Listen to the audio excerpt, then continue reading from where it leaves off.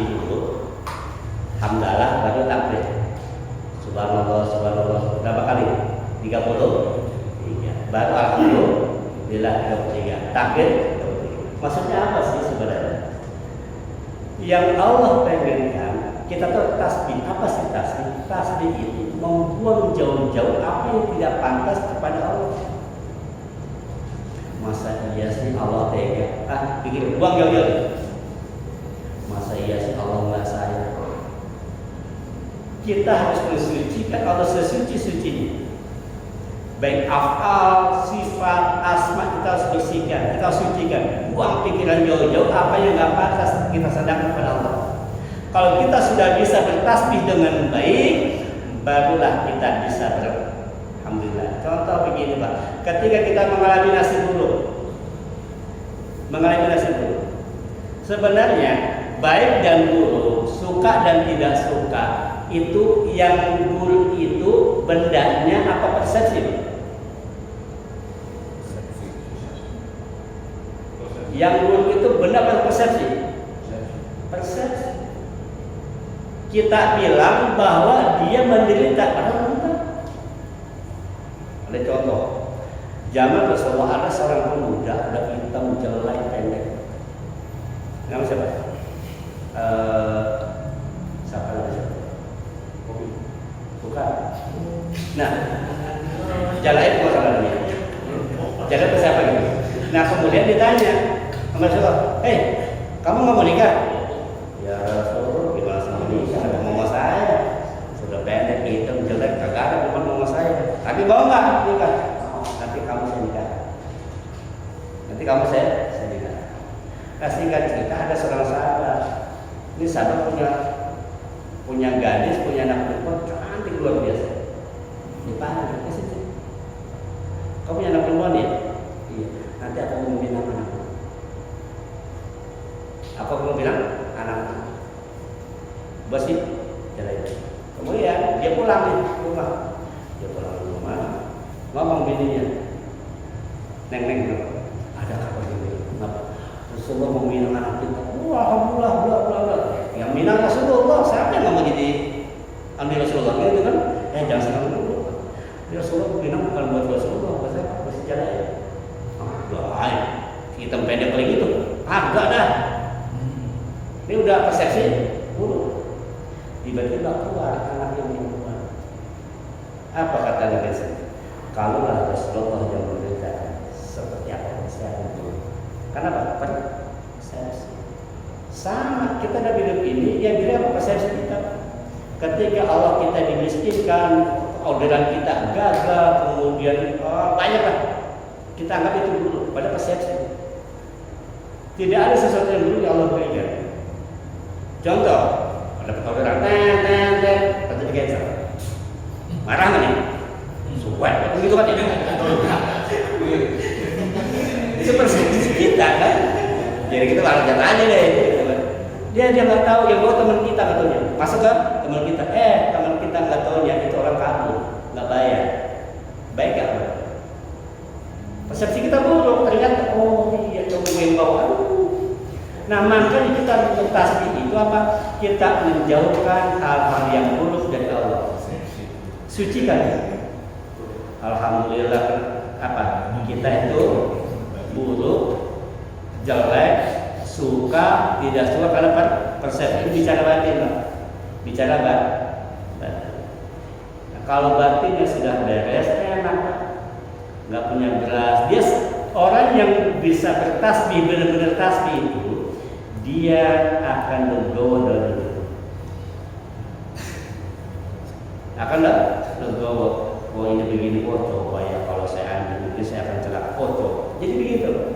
Nah ketika dia sudah legowo, gitu kan, apa yang dia beri? Alhamdulillah. Kayak contoh tadi, pasti kan begitu orderan ke orang lain, ternyata nggak baik. Apa pasti bilang? Pertama kesal kan? Begitu tahu temannya orderan, apa dia bilang? Alhamdulillah, itu bukan kue, kan gitu kan? Itulah setelah tasbih maka ucapan alhamdulillah. Kan gitu kan? Alhamdulillah itu bukan kue. Itu bukan kue. Nah setelah timbul alhamdulillah kita punya keyakinan udahlah masih ada peluang lain. Habis itu kita paling gede. Sekecil apapun masih kita Allah Maha Besar, Allah Maha Kuasa. Baru kita bertakbir sebanyak 33. Kenapa 133? Agar terus tasbih. Nah kan orang-orang yang tasbihnya benar dikasih apa aja nggak pusing kan? Diusir ya udah, masih ada tempat tinggal lain, apa jadi puyeng? Kan gitu. Harga naik, bensin naik, puyeng-puyeng amat. Allah masih ngasih rezeki. Resesi, kata dia resesi. Kan nggak ada resesi buat Allah kan gitu kan? Udah, nikmatin aja. Nggak ada cerita. Orang kalau sudah pasrah, kalau sudah tasbih Allah itu Maha Pemberi rezeki. Jadi jangan takut ketika bensin naik 30.000, 40.000 nggak masalah. Selagi Allah masih 100.000, kan gitu. Bener nggak? Yang mesti kan mereka. Yang nggak punya Tuhan, selagi kalau punya Tuhan nggak salah. Maka kita bertasbih dulu.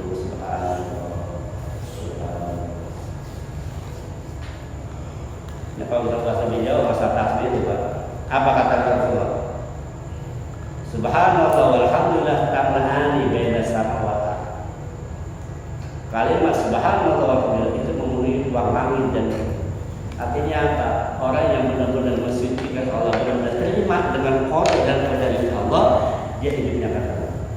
Yang bikin mumet, yang bikin dia pusing ada persepsi dia tentang hidup. Dia berpikir bahwa kalau gaji dia turun, dia akan sengsara. Dia berpikir kalau dia berhenti kerja di situ, dia akan kelaparan. Itu persepsi. Padahal selama ini lu nggak kerja juga dialokasi rezeki kan? Ketika dia sudah masuk ke dalam tasbih yang benar, dia nggak akan takut dalam hidup. Dan dia bisa mengambil hikmah dari setiap kejadian yang alhamdulillah itu bukan alhamdulillah itu maksudnya alhamdulillah. Setelah dia alhamdulillah sudah legowo, dia akan timbul semangat baru. Nah, barulah program asli dapat lagi. Allah Maha Besar. Nggak usah tak? Betul tasbih yang benar. Nah, berkaitan dengan ayat ini, maka intinya adalah tasbihlah kepada Allah, sucikan Allah, seujurnya dia. Karena salah satu dosa terbesar adalah sujud kita kepada Allah. Insya Allah mudah-mudahan dengan niat yang baik, dengan pemikiran yang baik, dengan kita selalu ingin lebih baik, Allah bimbing kita untuk menjadi baik dan itu bahagia dunia dan akhirat. Banyak tasbih, tasbihnya apa? Tasbih adalah legowo, terima ambil hikmah, kita akan lebih bahagia. Ya, ingat. Tadi Ibrahim itu selalu jawab, Subhanallah walhamdulillah wa la ilaha illallah wallahu akbar. Ketika itu diucapkan sedemikian rupa, Nabi Ibrahim itu nabi yang paling luar biasa. Apanya? Ujiannya. Paling luar biasa ujiannya.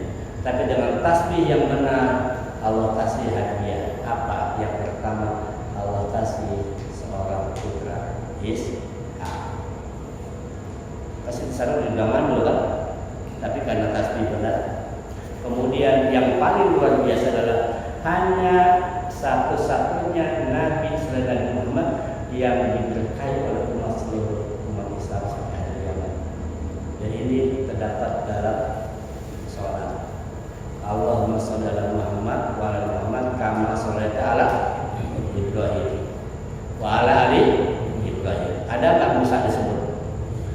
Ada nggak Isa disebut? Ada nggak Harun disebut? Yang sebetulnya